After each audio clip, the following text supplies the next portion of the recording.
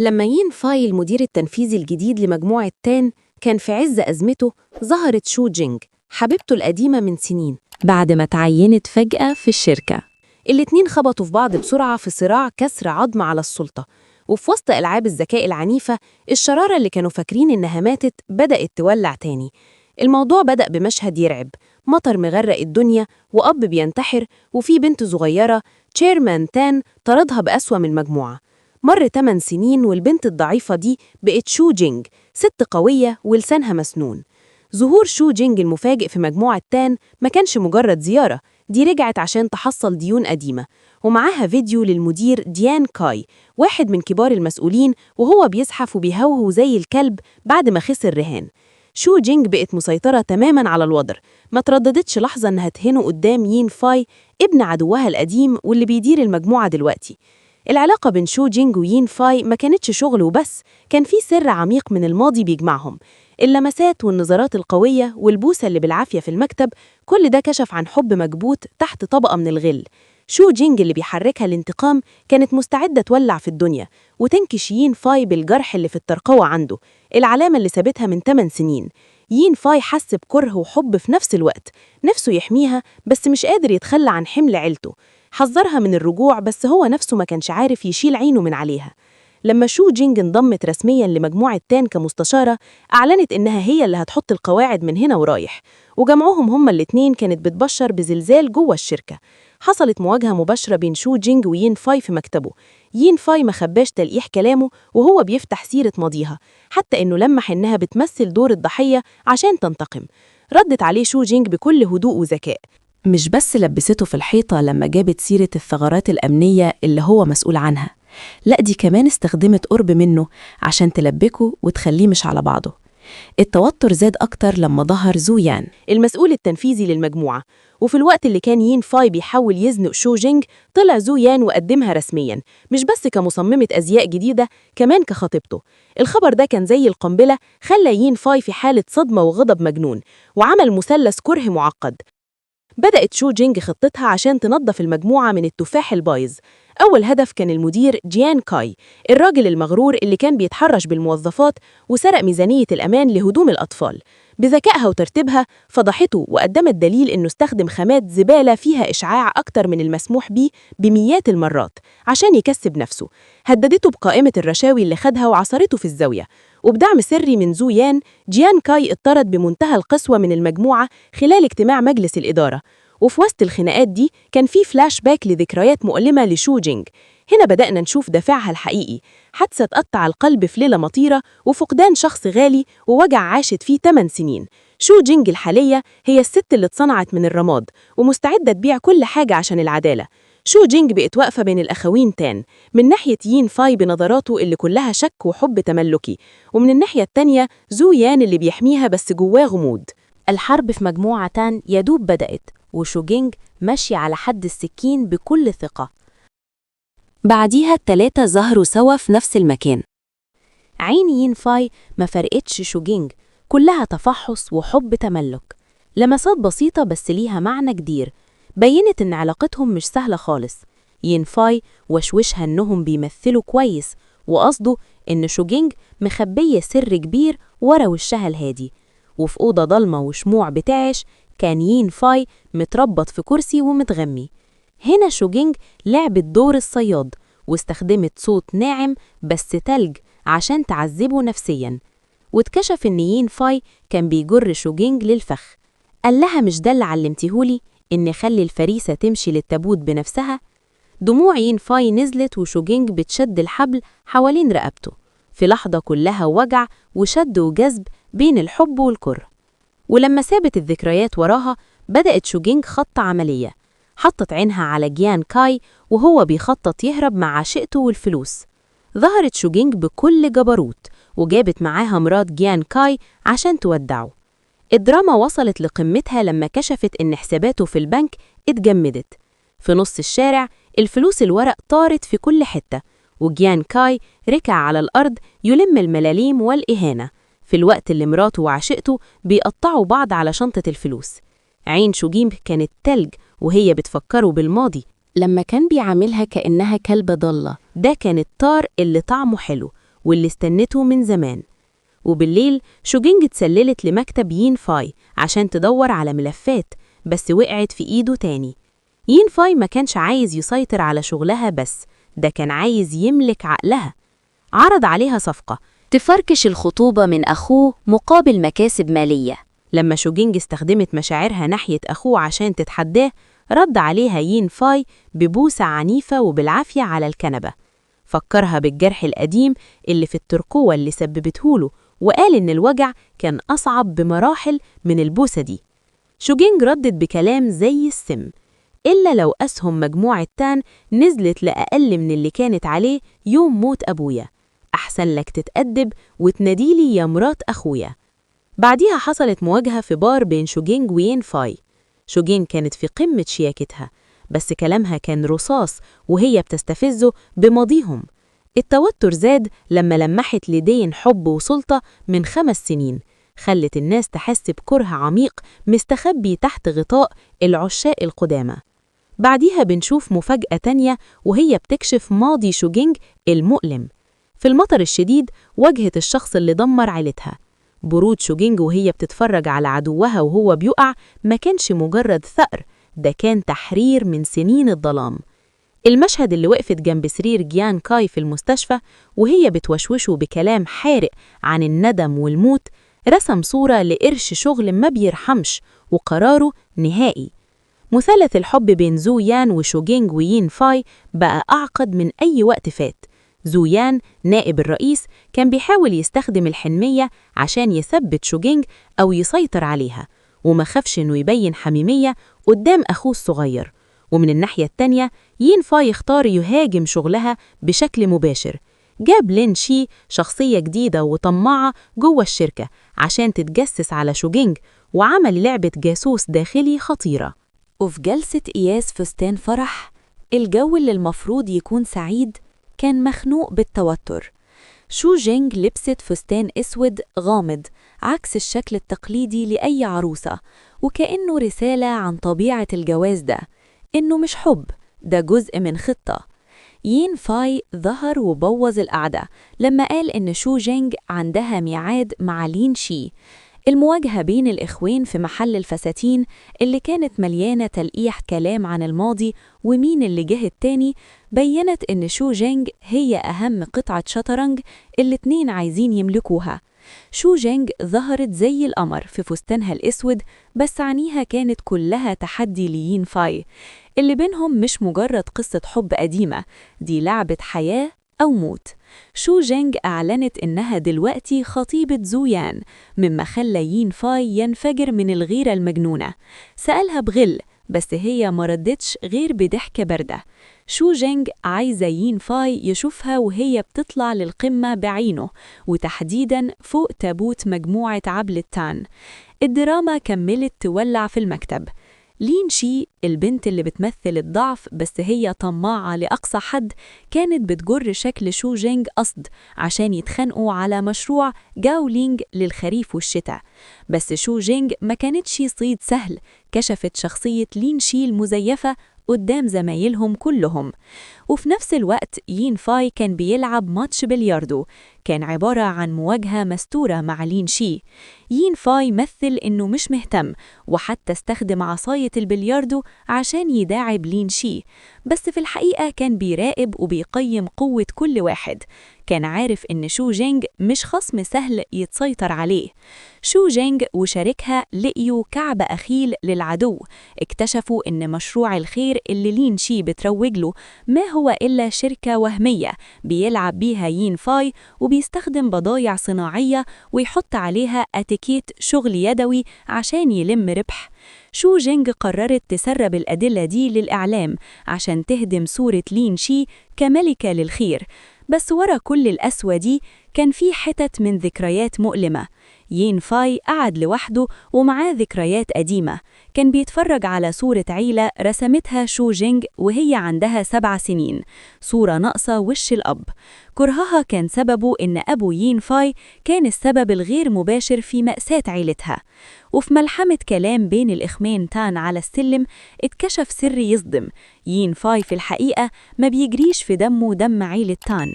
ذروة الحلقة كانت لقاء كله سكر بين شو جينج ويين فاي عند حمام السباحة في الفيلا. تحت الأنوار الضعيفة شو جينج شربت نبيذ وهي بترمي كلام زي السم على يين فاي وتوصفه إنه مزيف.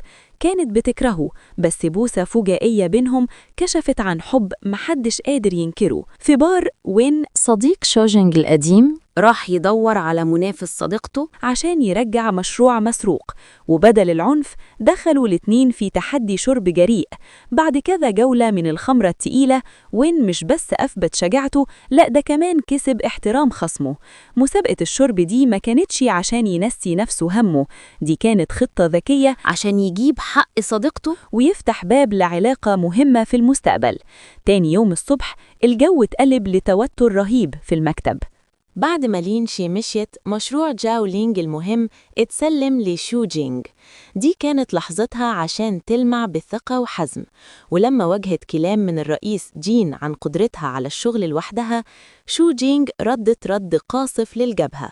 هي مش بس بتشتغل لوحدها، دي بتحول غلطات منافسيها لسلالم تطلع عليها. هنا اتكون مثلث مشاعر من خلال النظرات. عين يين فاي كانت كلها ثقة وفخر بشو جينج، أما زو يان فوشه كان ضلمة وكله شك، وبيحاول طول الوقت يوصل لحقيقة العلاقة بين يين فاي وشو جينج. العلاقة بين شو جينج ويين فاي بقت أكتر سخونة، بس كمان كلها خطر.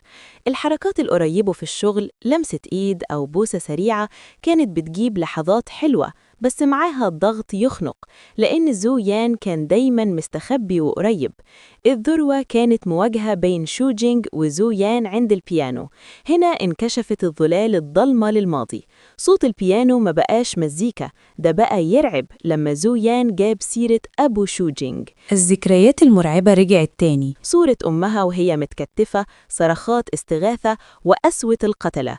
شو جينج دلوقتي مش بتحارب عشان مستقبلها المهني وبس، دي بتحارب عشان ديون الدم لعيلتها. كانت واقفة بين الاتنين، واحد بتحبه من قلبها بس شايل دم عدوها، والتاني هو تجسيد لوجع الماضي اللي لازم تواجهه عشان تكمل انتقامها. مثلث الحب بين شو جينج ويين فاي وزو يان وصل للقمة لما الأسرار البشعة للماضي انكشفت بالراحة تحت المطر في مكان شيك بس ضلمة. زو يان نزل على ركبته وقدم دبلة ألماظ لشو جينج، بس ده ما كانش طلب جواز رومانسي، دي كانت حركة بالإكراه باسم الحب. زو يان استخدم كلام قاسي وهو بيفكرها بمأساة عيلتها، وادعى إن أبو يين فاي هو اللي وصل عيلتها للموت، وبجنون بسها بالعافية وكان عايز يقرب منها في مكانها وهو فاكر إنه الوحيد اللي هيقدر يساعدها تنتقم. مقاومتها العنيفة وظهور يين فاي في الوقت المناسب تحت المطر أدى لخناقة نار. زو يان ما ترددش إنه يلعب آخر كارت نفسي عنده، ادعى إن يين فاي نفسه هو اللي ادى الحبل لأبو شو جينج عشان ينتحر من سنين. الحقيقة دي كانت زي طعنة مميتة في قلب شو جينج، ورغم صدمتها من اتهام زو يان، شو جينج اختارت تقف جنب يين فاي، ولما يين فاي سألها لو بتثق فيه هزت راسها بأيوة. الثقة دي ما كانتش حب وبس، دي كانت رابط بين روحين شايلين جروح الماضي. مشهد حضنهم تحت المطر والبوسة في العربية كان نقطة تحول كبيرة لما قرروا يواجهوا العاصفة مع بعض بدل ما يشكوا في بعض. عكس ضلمة الليل، تاني يوم الصبح جاب طاقة جديدة. شو جينج ويين فاي صحيوا مع بعض في لحظة هدوء نادرة. حركات الاهتمام وكلامهم القريب بين قد إيه بقوا قريبين من بعض. في نفس الوقت زو يان واجه هزيمة مرة لما شو جينج رفضته بقسوة في المكتب. شو جينج ما بقتش الخطيبة المطيعة اللي يقدر يسيطر عليها، ضربته ووقعته على الأرض وقالت له يبطل يضايقها. الإهانة دي خلت زو يان يتجنن أكتر وأمر ببدء خطة جديدة فوراً. يين فاي خد شو جينج في بيكنيك. هناك شو جينج عاشت لحظات براءة وهي بتلعب مع بنت صغيرة، حاجة فكرتها بقصص الخيال بتاعت زمان. بس الهدوء ده كان مجرد غطا للعاصفة اللي جاية. شو جينج اعترفت بمرارة إنها ما بقتش تصدق قصص الخيال، لأن واقعها كله مؤامرات وانتقام. الأمور اتشدت لما شو جينج اتسللت لأوضة المستشفى اللي فيها تشيان كاي أبو يين فاي وهو في غيبوبة، وهي واقفة قدام الراجل اللي كانت مصدقة إنه السبب في انتحار أبوها. ما قدرتش تخبي غضبها، شالت ماسك الأكسجين من عليه وادت له 30 ثانية يحس فيهم بطعم الموت. هددته كمان إنها هتلبس الفستان الأحمر اللي بيكرهه وهترقص يوم ما مجموعة تان تقع. بس بعدها حصلت حاجة ما كانتش في الحسبان. شوجينج اختفت فجأة من المستشفى. شوجينج شكت إن زويان هو اللي ورا الموضوع. راحت تواجهه، وزويان لا أنكر ولا اعترف. ده استخدم أمها ككارت ضغط عشان يهددها، وطلب إنها تسلم تيان أو تتنازل عن مصالح في الشغل. في فيلا زويان حصل خناق كبير. لما زويان تمادى وحاول يجبر شوجينج، ظهر يين فاي في الوقت المناسب. ظهوره ما كانش بس عشان يحمي الست اللي بيحبها، ده كمان كشف الشرخ الرهيب بين الأخوين. يين فاي كان موجوع وهو بيشوف شوجينج بتقع في فخ زويان بس عشان تنقذ أمها. هي دخلت في حالة رعب ويأس لما ما لقتش أي أثر لأمها في كاميرات المراقبة. كل الغضب اللي كان جواها انفجر ولامت قسوة عيلة تان اللي خدت منها كل حاجة بتحبها. ورغم إن يين فاي حاول يطمنها ووعدها إنه هيحميها، بقت شوجينج زي القنفذ اللي مطلع شوكه ومش قادرة تثق في أي حد شايل اسم تان. وفي عز كرهها قلعت ماسك الطيبة وحلفت إنها هتدفع عيلة تان كلهم التمن وتبعتهم للجحيم. بس يين فاي رد عليها بكل إخلاص، قبل إنه يكون شريكها في الجريمة وكان مستعد يخليها تتحكم فيه بس علشان تفضل جنبه. المشهد اتنقل لركن تاني مؤلم لما واجهت شوجينج أمها اللي كانت تعبانة نفسياً وبتكرر ذكريات ترعب عن أبوها المرحوم. ظهور يين فاي وصل الصراع لقمته، غير طريقته وعاقب رجالته في المكتب بنفسه عشان يوري سلطته ويحمي الست اللي بيحبها. أعلن وقف نائب الرئيس زويان عن العمل في حركة كلها مخاطرة عشان يسيطر على المجموعة. ذروة الحلقة كانت خطف شوجينج اللي رتبه تشيان كاي في مخزن مهجور. هددها بشراسة إنه هيشوه وشها بمطوة عشان يجبر عيلة تان يستسلموا. وفي لحظة بين الحياة والموت شوجينج فضلت شجاعة جدا، ما خفتش من السكينة وحتى استخدمت كلام قاسي عشان تهاجم الخاطف نفسياً. يين فاي وفريق الإنقاذ وصلوا في آخر لحظة وقلبوا الترابيزة، وبدل العنف جابوا بنت تشيان كاي الصغيرة لمكان الوقعة. عينين الطفلة البريئة ولعبة إنقاذ الأميرة اللي كانوا بيلعبوها كسروا إرادة الأب القاسية تماماً. جيان كاي رمى السكينة وحضن بنته وهو بيعيط. في لحظة نادرة انتصرت فيها الإنسانية على الكره، وقبل ما البوليس يقبض عليه كشف لهم آخر خيط عن يوكاي. يين فاي قعد يراقب شوجينج وقال لنفسه، لو شوجينج عرفت إني أوسخ مما تتخيل، يا ترى هتختارني تاني؟ وكلامه كان بيلمح لأسرار أبشع جاية في السكة. شوجينج رغم إنها لسه بتخطط لطارها، بس قلبها بدأ يتهز بسبب حمايته ليها. لما شوجينج كلفت المساعد بمهمة مستعجلة عشان يلاقي راجل اسمه يوكاي، وفي نفس الوقت حصل خناق بين يين فاي وزويان. زويان ما ترددش يستخدم كلام يسم البدن عشان يتريق على الوفاء والعلاقة اللي بين شوجينج ويين فاي. الخناقة وصلت لقمتها لما هددوا بسر مستخبي ورا عضة، حاجة ممكن تدمرهم هم الاتنين للأبد. المشهد اتنقل لمكان هادي. شوجينج واقفة قدام صورة أبوها وعينيها مليانة إصرار على الانتقام. برطمت بكلام عن ظهور المندلة السامة ووعدت إن المجرم هيدفع الثمن قريب. الصور اللي على لوحة التخطيط كانت بتكشف إنها مستهدفة كل فرد في عيلة تان. العاصفة الحقيقية ضربت لما نزل مقال بيشوه سمعة شوجينج وبيتهمها إنها على علاقة شمال وبتعمل فوضى جوه المجموعة. في اجتماع المساهمين الكبار قعدوا يضغطوا على مجلس الإدارة عشان يطردوها، بس يين فاي ظهر في الوقت المناسب ومش بس حماها، لأ ده أكد كمان أهميتها لبراند الشركة. قوته خلت الكل يسكت وكشفت عن اهتمام خاص بيها بره حدود الشغل. بعد ساعات شغل مضغوطة شوجينج ويين فاي خدوا لحظات خاصة عند الحمام، ورغم إن شكلها كان مسترخي بس شوجينج في الحقيقة كانت بتستخدم جمالها عشان تنكش ورا معلومات عن جيان كاي. شوجينج كانت بتحرس في المذاكرة ورا ملفات انهيار المحل الرئيسي لمجموعة تان من 8 سنين. الموضوع ما كانش مجرد حادثة شغل، ده كان ليه علاقة مباشرة بموت أبوها. كل أثر من أخبار لسجلات مساهمين كان متمسح بنظام، حاجة خلتها مصممة أكتر تلاقي الحقيقة. وهي مضغوطة، يين فاي الراجل اللي هو سندها وفي نفس الوقت بتشك فيه ظهر وطمنها بحنية ووعدها ينفذ لها كل طلباتها. ورداً على طيبته، شو جينغ سألته بهزار إنها عايزة مليار يوان، يعني حوالي 140 مليون دولار. رد فعل يين فاي كان هادي جداً، ما قالش لأ، بس فكرها ما تتعبش نفسها في الشغل زيادة. بوستهم العميقة في المكتب كان شكلها رومانسي، بس نظرة عين شو جينغ لما جت لها رسالة عن مكان مدير المحل القديم كشفت إن عقلها لسه ماشي على الانتقام. الذروة حصلت لما شو جينغ راحت لورشة عم شياو، الشاهد الحي للي حصل من سنين. ظهورها خلى عم شياو يترعش لدرجة إنه هددها بسكينة، ورغم إن إيدها اتجرحت ونزفت، شو جينغ ما رجعتش لورا، استخدمت صورة قديمة وكلام يلطش في الضمير: لو عايز تعيش في سلام ما تشيلش الدين ده على ظهرك. وأخيراً نشفان راسها جاب نتيجة لما خدت شريط فيديو مهم ممكن يبرأ اسم أبوها، بس فرحتها ما كملتش. أول ما خرجت من الورشة، شو جينغ اتسمرت مكانها لما شافت يين فاي مستنيها. اتكشف إنه كان بيراقبها في السر. أصعب لحظة وجع كانت لما يين فاي خد الشريط ببرود ورماه في النار قدام عينيها. تحت المطر الشديد، شو جينغ صرخت بقهر وحاولت ترمي نفسها في النار عشان تلحق آخر أمل، بس يين فاي منعها.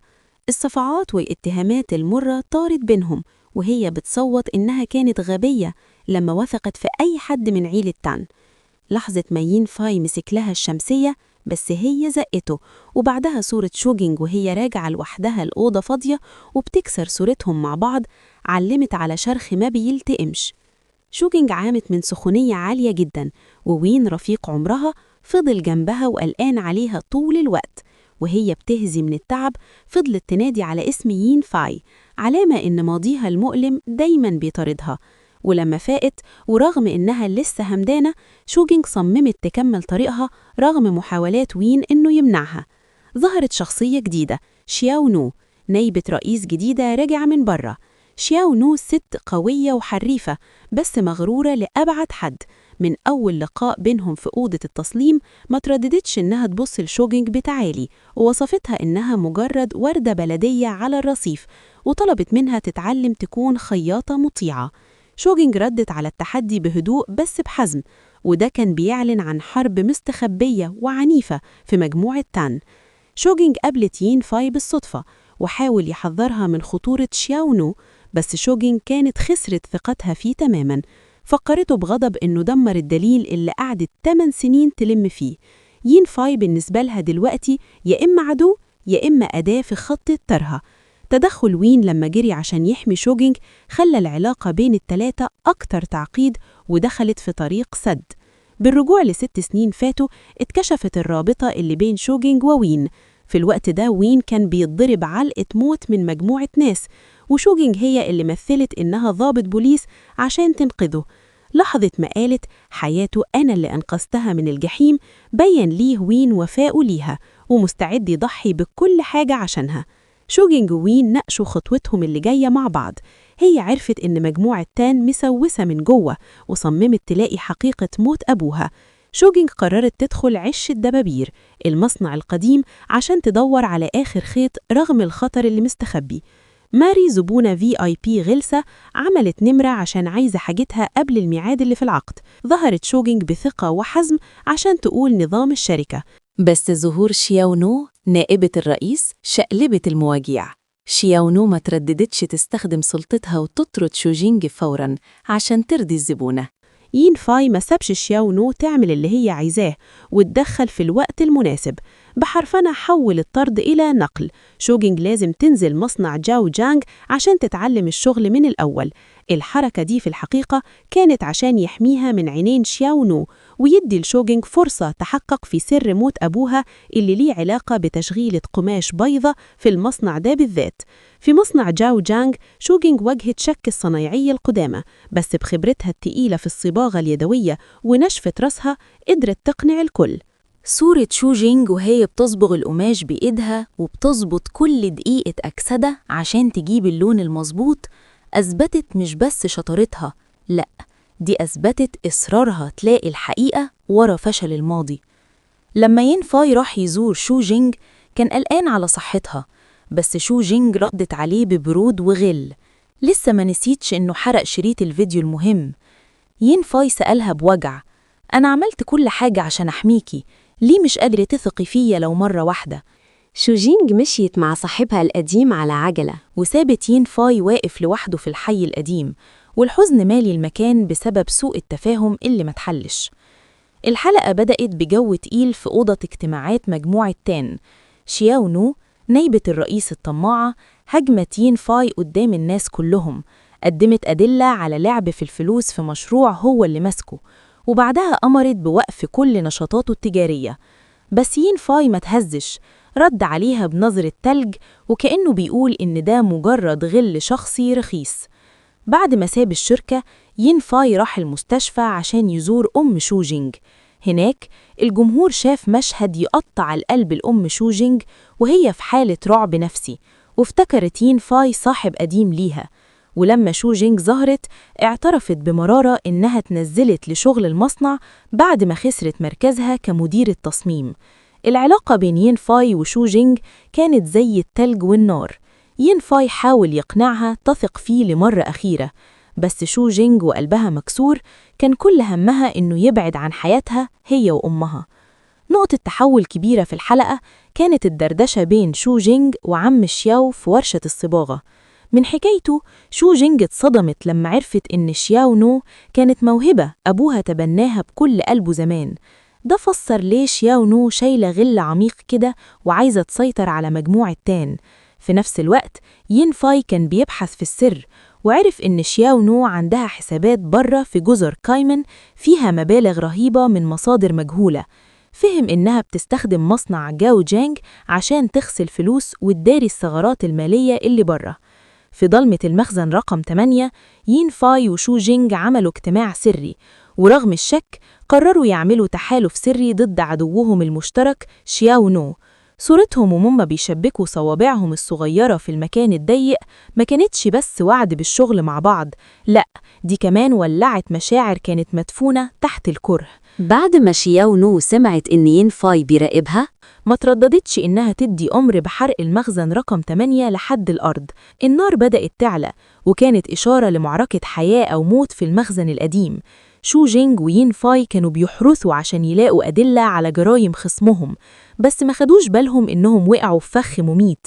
الناس اللي ورا الخطة عرفوا إنهم هناك وقرروا يولعوا النار عشان يدمروا الأدلة ويقتلوا الشهود في الدخان التقيل. رغم إن شوجينج كانت مرعوبة، بس قالت لينفاي بقوة إنه يهرب الأول عشان ينقذ نفسه، بس بحبه وغريزة الحماية عنده ينفاي ما سابهاش تموت. داس على وجعه ونسي الخطر عشان يسحب شوجينج من النار قبل ما كل حاجة تقع. صورة ينفاي وهو متقطع نفسه ومرمي جنب شوجينج عند باب المخزن كانت دليل على حب مستعد يضحي بكل حاجة. بعد ما هربوا من الموت الحرب اتنقلت من ضرب النار لضرب الأعصاب. شوجينج فاقت وبدأت خطتها عشان ترد الألم لشياو نو، الست اللي بتلعب بالبيضة والحجر عشان تلقي على السلطة في مجموعة تان.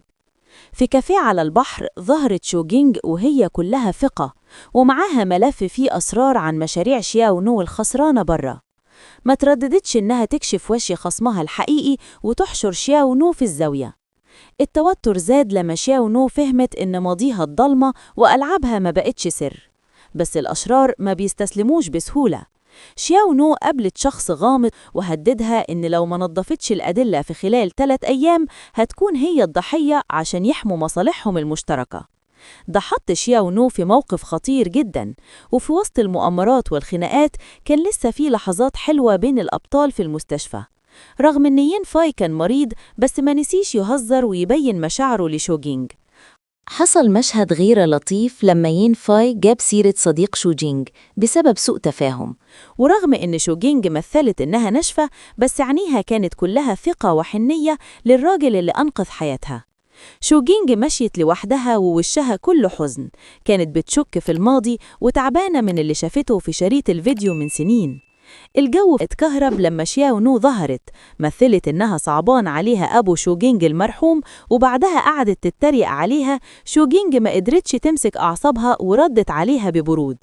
شياو نو لفت وقالت كلام وش عن ين فاي عشان توقع بينهم. شوجينج اتجننت ومسكت شياو نو وقالت كلام كله غل من جوه قلبها. بعد ما شياو نو مشيت، اترعبت لما لقيت المدير جان كاي مستنيها بره. هو كمان كان خايف أعماله السودة تتكشف، وقعد يزعق في شياو نو وهو مرعوب إنها تسرب كل القرف اللي عمله.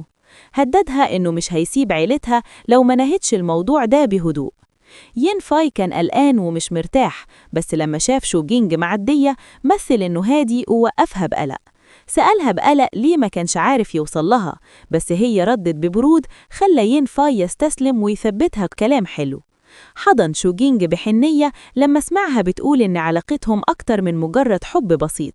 ين فاي قال بكل طيبة إنه ممكن تعمل اللي هي عايزاه، بس ما تنساش تحبه. لما سمعت كده شوجينج ضحكت بفرح ولفت بكسوف. شياو نو اتصدمت لما سمعت الناس بتتكلم إن القسم اللي بره غرقان في الديون. شياو نو حست إنها هتتجنن، وكل التعليقات اللي بتسم البدن كانت متوجهة ليها. شياو نو كانت بتصوت وقعدت تترجى المدير جان كاي إنه يرحمها، بس هو كان قلبه حجر وعايز شياو نو تدفع الثمن بحياتها. في أوضة الاجتماعات ين فاي طلب إن أي حد له إيد في خسائر الشركة يروح يحلها بنفسه، وما نسيش يتريق على شياو نو وخلاها هتتفجر.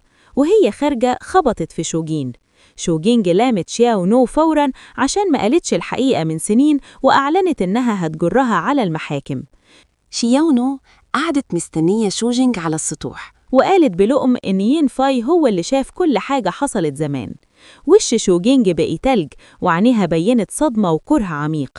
شوجينج اتجننت وافتكرت إن شياو نو بتكذب، بس شياو نو فضلت تزرع كلام في دماغها وقالت إن ين فاي شاف أبوها وهو بيموت.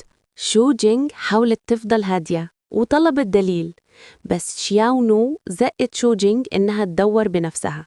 وأول ما شوجينج لفت عشان تمشي، شياو نو نهت حياتها بنفسها زي أي شخصية شريرة. ثانية واحدة، لو وصلتوا لحد هنا اعملوا لايك، صلوا على النبي في الكومنتات، ويلا بينا نكمل. من سنين فاتت ين فاي جري مجنون في المطر عشان يوقف عربية تشيرمان تان، وسأله ليه ضحك عليه وقتل أبو شوجينج. تشيرمان تان قال ببرود إن ين فاي ما كانش غير مجرد رهان. في الحاضر ين فاي طمن شوجينج بحنية، بس هي سألته ببرود لو هيفضل جنبها مهما عملت. وبعدها فجأة شوجينج عايزة تروح بيت ين فاي القديم، وهو ما خلاش تعبير وشه تتغير، ورغم إنه ما كانش عايز يواجه الماضي بس نفذ لها طلبها. شوجينج دخلت البيت ده وقلبها تقيل لأنه أكتر مكان بيطاردها، ولما ين فاي حاول يحضنها شوجين زقته وحطت إيدها على قلبه وقالت إنه وردة فتحت في وقت غلط، بتجيب شوية حلاوة بس هي سم قاتل. أكدت إنه كان موجود في المكان ده في وقت الحادث، ورغم إنها لسه مختارة تثق فيه بس عايزة تسمع الحقيقة من بقه هو. ين فاي اعترف إنه كان هناك وفاكر مشهد أبوها وهو بيترجاه بوجع عشان يسيب عيلته. شوجينج اتجننت وخنقته وطلعت كل الغل من سنين الوجع، وعشان ما قدرتش تشوف أبوها لآخر مرة. ين فاي مسك إيدها جامد وضغط المقص في جنبه، ورغم إنه كان بيوجع قال لها تنهي كل الخناقات دي لأنه هو كمان كان محبوس في الكابوس ده من سنين.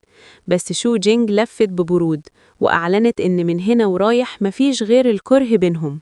ويوين راح يدور على شوجينج وهو قلقان، وكان بيشك في الخطة اللي جاية. في نفس الوقت لين شي كانت بتخطط.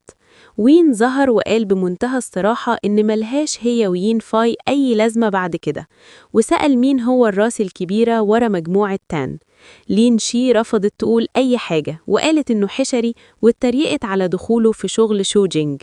من ناحية شو جينج دخلت عليها ست مجنونة بتدور على شياو نو، وكشفت إن أختها ماتت في انهيار المحل الرئيسي، وإن الشركة لسه محلتش الموضوع. جابت كمان ورق بيثبت إن شياو نو زقت ناس كتيرة بريئة لطريق مسدود.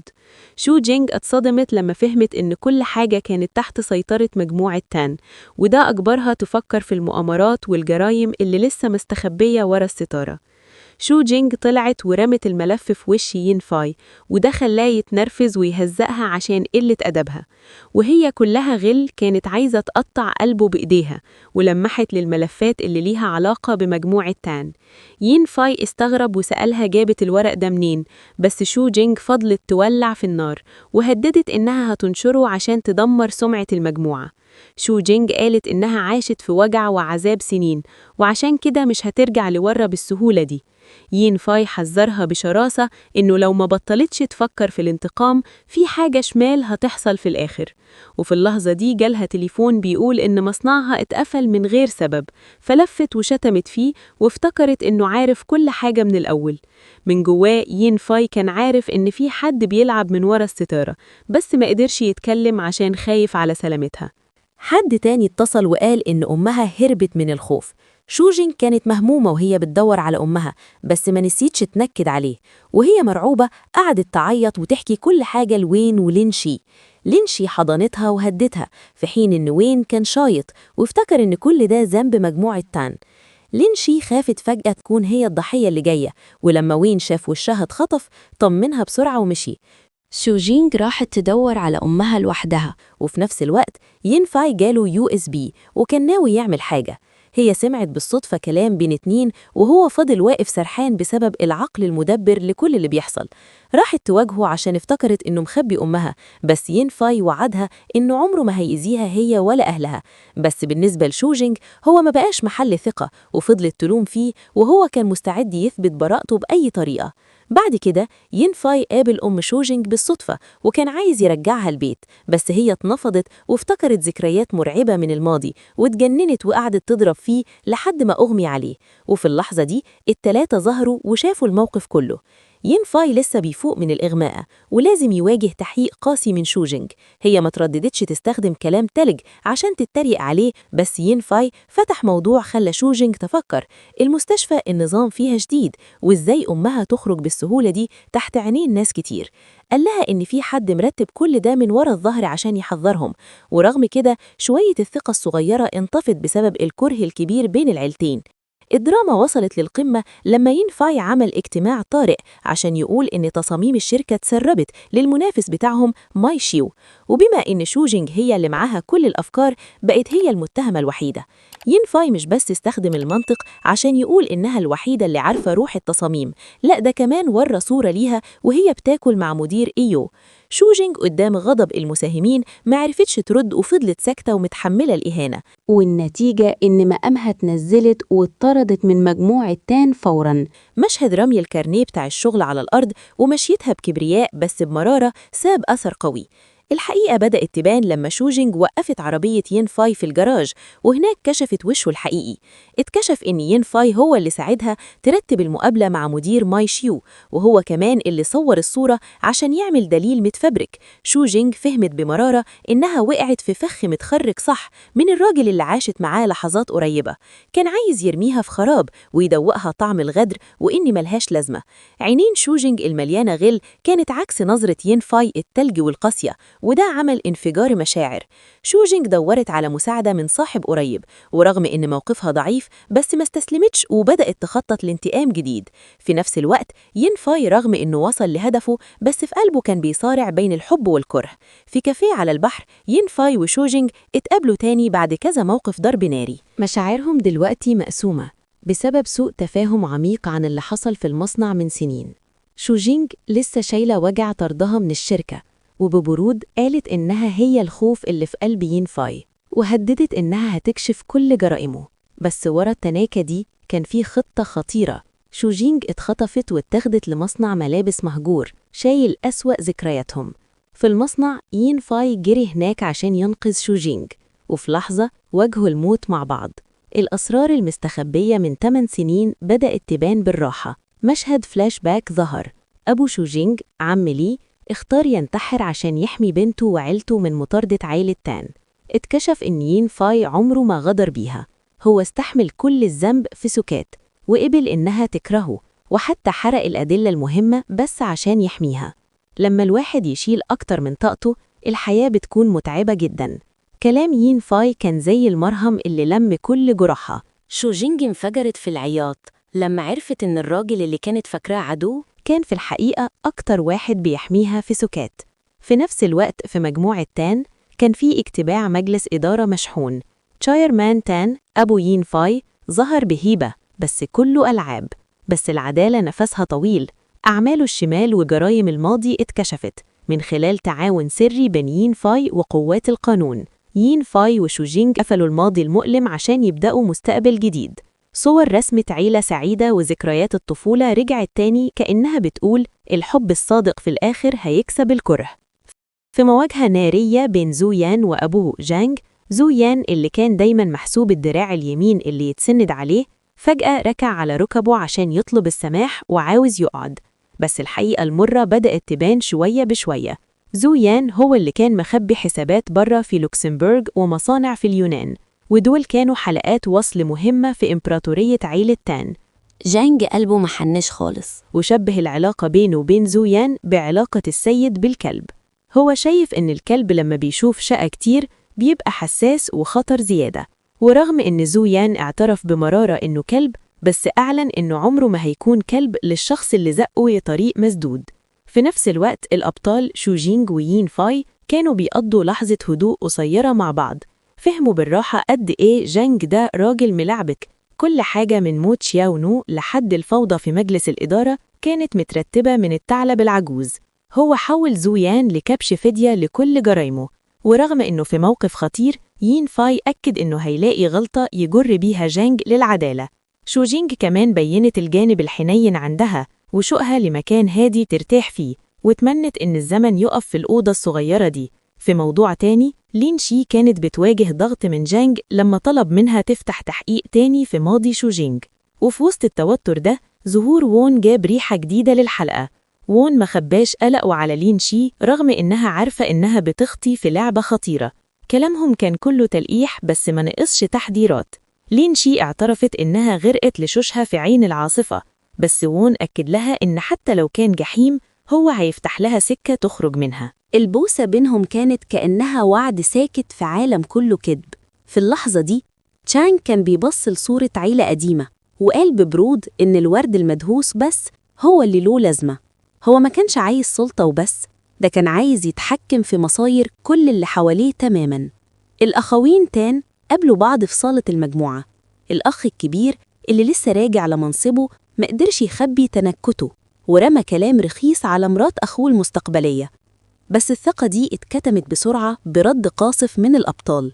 أكدوا مشاعرهم القوية وإنهم إيد واحدة في حماية الشغل، وسابوا الأخ الكبير واقف وشه زي الطماطم من الكسوف. التركيز كان على المفاوضات الثلاثية بين البطل والبطلة والبوس الكبير تشانغ. هنا كل الأقنعة اتقلعت. قساوة الأب تشانغ كشفت نيته السودة، وهو بيخطط يبيع أسهم المجموعة لرأس مال أجنبي. قبل إنه يقفل المصانع ويطرد العمال تشريد جماعي عشان مصلحته الشخصية، وبص لابنه بتعالي وإنه مش كفء يتدخل في الإمبراطورية اللي بناها. بعد كده حصل إعلان حرب كله عياط. البطل خلى المشاهدين يتخنقوا من العياط لما جاب سيرة موت أمه وحيدة في المستشفى بسبب قلب أبوه التلج.